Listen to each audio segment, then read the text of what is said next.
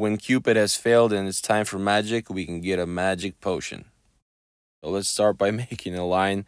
We'll make it about 40 millimeters and 100 millimeters tall, just so we have this good shape for a bottle. And this is actually inspired from a video game I love, and if you can guess it, let me know in the comments.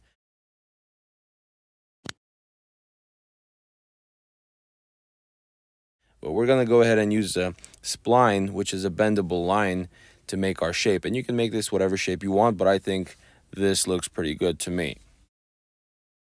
And after we have that, we need to make the neck of the bottle. Let's go ahead and finish up that line and close the sketch, because we're going to revolve this in a little bit, okay? And we will have the lip of the bottle separate, and I will tell you why in a minute. And we're going to make our lip another spline again, so it's comfortable to drink from. And let's switch to line and finish it off so we can have our complete sketch.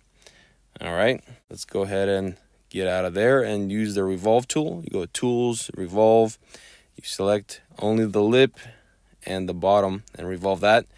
And what we're going to do right now is just, which usually don't do this, but we're going to fillet this up front because I already know what I want and I know I'm not going to edit it later, and it's a pretty simple project. But we're going to go ahead and shell it, okay? And usually you would not do the fillet first, but since we're shelling, we need to have that actual shape so that we can get an exact shape everywhere. And just go ahead and do what looks good.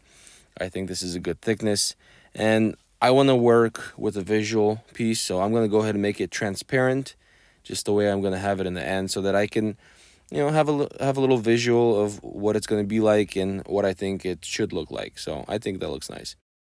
Next, we're going to go ahead and project that circle right onto that face, because we're going to have to use that shape to cut through the lip in a little bit, but we're going to have to hide the shape for that. Make sure you choose the sketch, by the way, instead of the edges.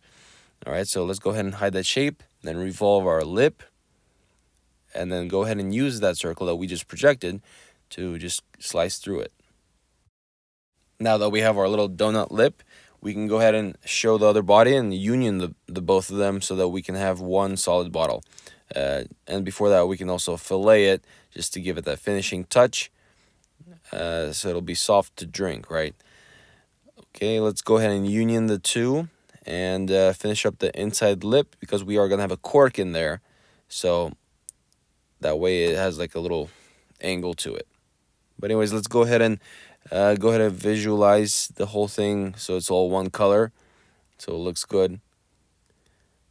And now we can work on our cork, and we can use the exact same circle just to pull it up, and then do it halfway, and then after that use the extrude tool so we can have a separate piece even though it's connected, because we're going to go ahead and rescale the top just to make it a little bit of a, you know, V-shape style.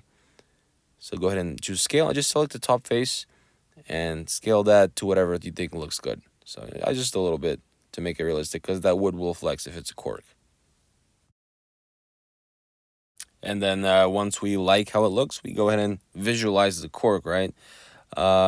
And don't forget to change the scaling, the way it looks, just to make it look more realistic, because sometimes the default setting is a little large. So like you can see here, you can change the scales, which this looks perfect. And then basically all we need after this is the potion. And which potion do we want? That's up to you. I'm going to go ahead and try a couple of them just to show you. But first we got to make our shape. So how do we fill this bottle? Let's delete those sketches first, make room for one more.